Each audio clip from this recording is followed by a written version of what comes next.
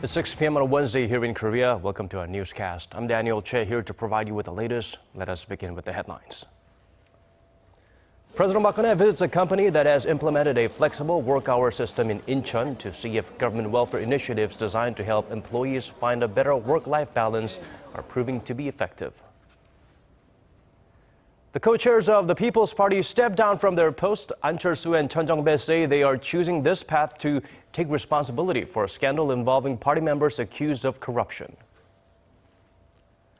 More than 36 people are killed in Istanbul as explosions and gunshots echo through Atatürk International Airport. The Korean government is following up on reports of 5 Koreans who may have been in the vicinity at the time of the attacks. To follow up on the progress of our customized welfare policy, President Park Geun-hye visits a company at Incheon International Airport. The flextime system is, of course, designed to give employees, especially working moms, more room to find a better work-life balance. Song Ji-sun starts us off.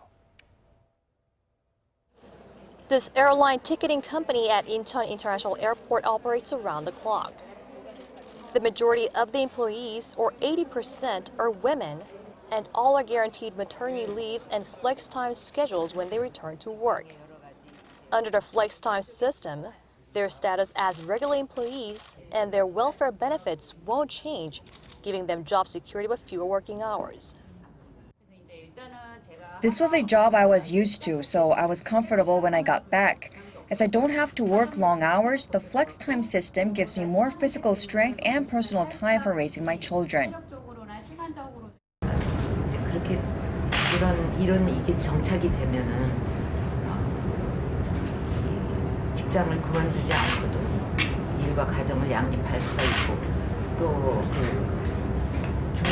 중장년층에게는 어떤 새로운 일자리 창출에도 도움이 되고 그래서 여러 면으로 볼 때 이 일은 좀 계속 시스템을 구축하는데 우리가 힘을 많이 기울이고 지원도 더 많이 해야 되겠다는 생각을 하고 있습니다. Over 11,000 Korean workers made use of the flex time system last year, and that number is expected to grow by 30% this year, in tandem with a 30% budget increase to $35 million. President Park hinted that the government is reviewing the possibility of increasing its subsidies so that more people can participate in the program. In the meantime, she'll continue to check up on how the government's policies are taking effect out in the field. Song Ji-sun, Arirang News. The co-leaders of the minor opposition People's Party have resigned to take responsibility for a burgeoning corruption scandal within the party's ranks. This has been just 5 months, less than 5 months in fact, since An Chol-soo and Chun Jong-bae co-founded that party. Park Ji-won fills us in on the dramatic move that's sure to shake up Korea's political landscape. The surprising announcement was made Wednesday morning following a closed-door meeting among party officials that went on for 3 hours. People's Party officials reportedly tried to persuade An Chol-soo and Chun Jong-bae not to resign, saying they should stay to resolve the scandal, but were unable to change their minds. The two People's Party co-founders said they are taking full responsibility for the corruption allegations leveled at 2 of the party's lawmakers, Park Sun-suk and Kim Soo-min. The two are currently under investigation over allegations they forged contracts with PR agencies and received tens of thousands of dollars in kickbacks. The two of us resigned from our posts to take responsibility for the situation. We will continue to dedicate ourselves to the party and to bring about a change in government. I believe I should bear all the political responsibility for this matter. I resign as I take all responsibility. I'd like to urge you to ensure the People's Party never loses sight of its initial mission. An and Chun founded the centrist party in February, and the party was planning to hold its first convention early next year, fueling expectations that An would run in the 2017 presidential election. But with An and Chun gone, the party's floor leader Park Ji-won told reporters that it's not yet clear whether the party will elect a new leader or form an interim council. He added the matter will be discussed and decided by the party's Supreme Council, but it's expected to take some time for the party to choose its next steps. Park Ji-won, Arirang News. Another scene of devastation in Turkey as suicide bombing attacks take lives at Istanbul's Atatürk International Airport. Although there's been no claim of responsibility, local media are pointing the blame squarely at the Islamic State militant group. Hwang Ho-jun has the latest. Gunfire and a series of deadly explosions ripped through Istanbul's Atatürk International Airport Tuesday evening, resulting in dozens of casualties. The airport has since reopened, but flights are still being canceled or delayed. Reports say 3 bombers exchanged gunfire with security guards and then blew themselves up at the entry to the terminal.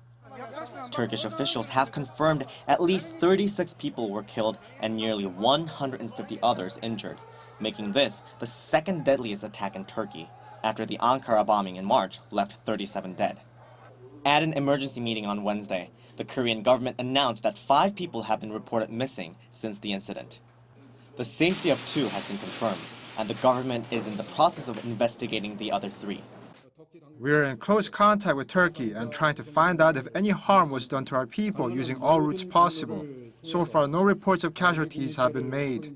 Turkey has been rocked by a series of terror attacks carried out both by ISIS and Kurdish militant separatists over the past year. But U.S. officials and local media are saying this attack bears the hallmarks of the Islamic State militant group. No official claim of responsibility has been made, but reports note the attack happened a day before the 2nd anniversary of ISIS' declaration of the Islamic State Caliphate. UN Secretary General Ban Ki-moon expressed his condolences to the families of the victims and said he hoped the perpetrators would be identified and brought to justice. The U.S. government says it remains steadfast in supporting Turkey and has vowed to combat the threat of terrorism. Hwang Ho-jun, Arirang News. Moving on to other stories now, Asian markets joined a global rebound on Wednesday as the immediate impact from Brexit began to wane and investor sentiment improve. This comes after governments and central banks in Asia showed signs that they would ultimately introduce more stimulus measures. Lee Min-young looks beyond the recovering numbers. The world's financial markets are finally settling down after the post-Brexit rout, and Asian stock markets are continuing the positive lead set by Wall Street and European markets overnight. In Korea, the benchmark Kospi closed on Wednesday at 1950 level, up over 1% from the previous day. The tech-heavy Kosdaq was also up around 1.5% at the close. The Korean won also gained against the U.S. dollar, trading at least 1,161, up 11.11 from Tuesday's close. Elsewhere in Asia, Japan's Nikkei closed 1.59% higher, while China's Shanghai Composite rose around 0.5% at the close. The rebound in the Asian market is in part due to optimism in the stock market that central banks and governments will step in with new stimulus measures to ease the post-Brexit market turmoil. Korea's financial authorities announced Wednesday that they will take preemptive steps to blunt the impact of Britain's vote to leave the EU camp. Since there are possibilities that the current market will remain volatile for the time being, we will thoroughly monitor changes in the market and take possible measures.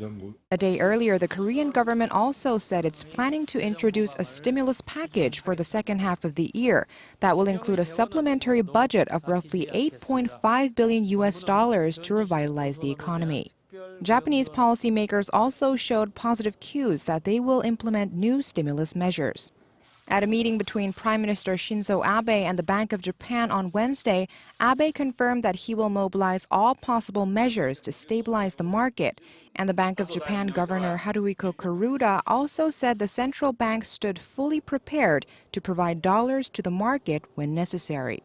Asian gains followed all 3 major indexes on Wall Street: the Dow Jones Industrial Average, S&P 500, and the Nasdaq, trading higher across the board, as well as European stocks also closing sharply higher on Tuesday.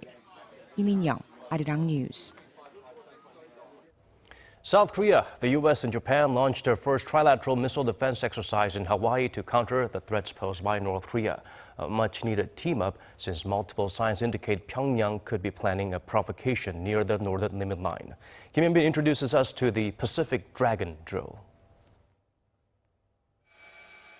Seoul, Tokyo, and Washington kicked off their first trilateral missile tracking exercise off the coast of Hawaii on Tuesday.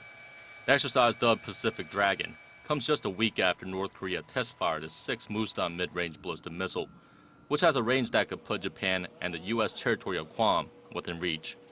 Vice Admiral Norah Tyson, the commander of the U.S. Navy's 3rd Fleet, says the Pacific Dragon exercise gives the participating nations an opportunity to exercise their ballistic missile defense capabilities while enhancing relations. The exercise is aimed at early detection of enemy missiles and focuses on building cooperation, sharing information, and tracking an enemy missile's flight path. To better coordinate their missile tracking capabilities, the 3 nations have each deployed an Aegis destroyer to the drill. They will also share information via a tactical data link in accordance with their trilateral defense information sharing agreement signed earlier this year. North Korea has called the drills a military provocation against the regime and said it would bolster its nuclear capabilities and other strategic attack methods to carry out a preemptive nuclear strike if the exercise poses a threat. Kim Jong-un, Arirang News. North Korean officials reportedly met with Cuba's vice president this week, quite visibly part of Pyongyang's attempts to boost relations with its traditional allies. Kwon So-hwa sheds light on how the regime is cracking under international pressure. While the international community is making North Korea's nuclear and missile ambitions harder to achieve by putting more pressure on the regime through united efforts, especially through the implementation of sanctions, Pyongyang is doing what it can to remain relevant and not be completely isolated. Its tactic? Contacting traditional friends. According to North Korea state media, Cuba's Vice President Salvador Valdez Mesa visited North Korea Monday and held talks with high-ranking official Choi Ryong-hae with numerous other delegates in attendance under a, quote, friendly atmosphere. The Korea Central News Agency reported that the vice chairman of the Workers' Party Central Committee said that Pyongyang will work actively toward expanding and developing its cooperative relations with Havana. Experts do not rule out a meeting with the regime's leader Kim Jong-un himself, as Mesa has visited North Korea as Cuban leader Raul Castro's special envoy. The North Korea-Cuba meeting comes less than a month after South Korea's Yoon Byung-se made the first official trip to the communist country as a South Korean foreign minister. Yoon's visit followed President Barack Obama's historic visit earlier this year after the U.S. and Cuba normalized relations, but was also seen as part of Seoul's efforts to enhance relations with countries close to Pyongyang to broaden the consensus on North Korea needing to be denuclearized. Kwon So-hwa, Arirang News. Staying with the Hermit Kingdom, North Korea's Supreme People's Assembly gets underway today. The meeting is a follow-up to the regime's once-in-a-generation Workers' Party Congress held last month. Connie Kim fills us in on the process widely seen as efforts to help further cement Kim Jong-un's grip on power. North Korea holds its major parliamentary meeting on Wednesday, where follow-up measures to the landmark Workers' Party Congress in May are expected to be decided. An official from Seoul's Unification Ministry says the meeting is expected to reshuffle personnel and discuss parliamentary revisions to give North Korean leader Kim Jong-un complete control over government organizations and the party. The assembly is the highest branch of state power in North Korea that establishes basic principles for domestic and foreign policy, adopts a state budget, and approves decisions by the state leadership. Most North Korea watchers in Seoul say the North will give the young leader a new title to cement its control in the long term. There's speculation Pyongyang will restore the Central People's Committee, established by North Korea's founder Kim Il-sung, and bestow Kim Jong-un chairmanship of the committee.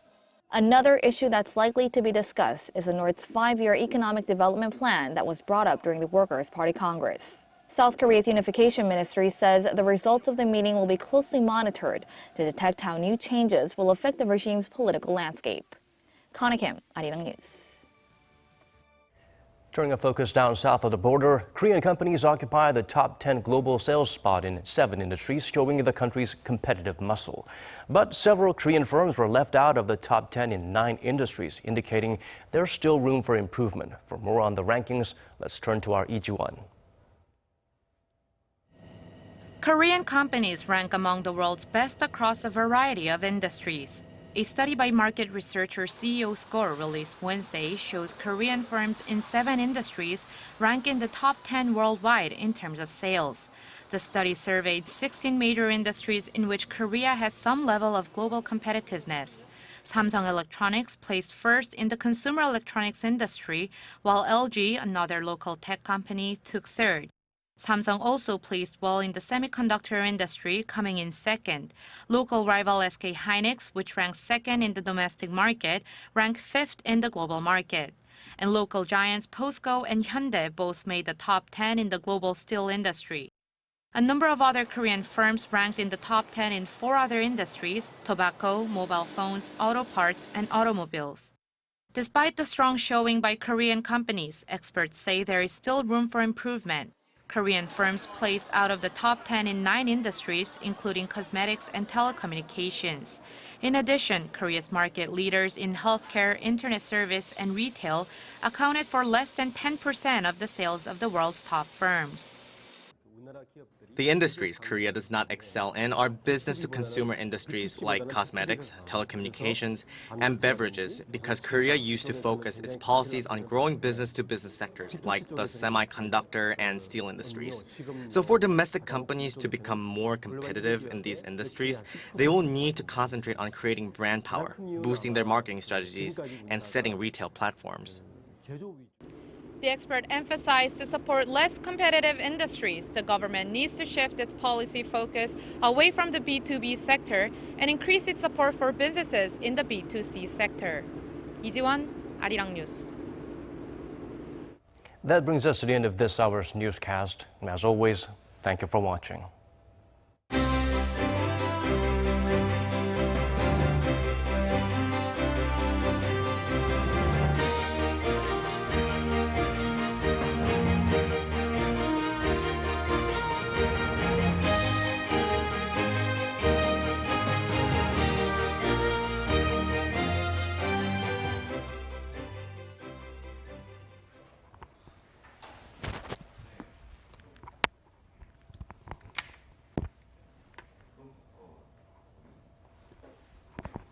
텔리 2번 텔리 1번은 나오고